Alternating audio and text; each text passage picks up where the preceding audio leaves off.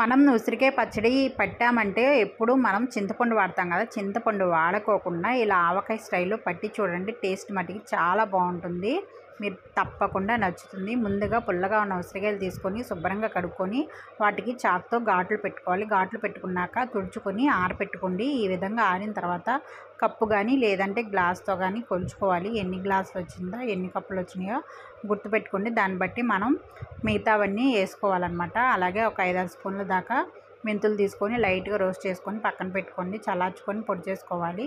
వేడివేడి నూనెలో ఉసిరికాయలు వేసుకొని వేయించుకోవాలి. ఈ విధంగా వేగితే చాలు. దోరగా వేయించుకోండి, మరీ ఎర్రగా వేగినాయి అనుకోండి ముక్క గట్టిగా ఉంటుంది. ఈ విధంగా వేగితే సరిపోతుంది.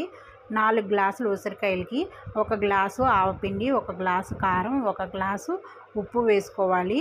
మనం ఎన్ని గ్లాసులు తీసుకున్నామో గుర్తుపెట్టుకుంటే దాన్ని బట్టి వేసుకోవాలన్నమాట. కొంచెం పసుపు, అలాగే 4 స్పూన్ల దాకా మెంతిపిండి వేసుకోవాలి 4 గ్లాసుల ఉసిరికాయలకి. ఆ విధంగా నేను ఇవన్నీ వేసేసుకున్నాను. వేసుకొని ఇప్పుడు వీటన్నిటిని శుభ్రంగా మిక్స్ చేసేసుకోండి. ఉండలు లేకోకుండా ఇలా చేతితో కలిపేసేసుకోవచ్చు.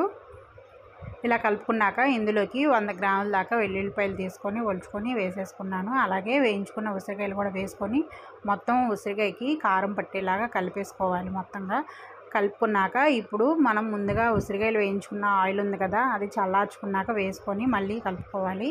ఈ విధంగా కలుపుకున్నాక 3 రోజుల తర్వాత తింటే చాలా రుచిగా ఉంటుంది.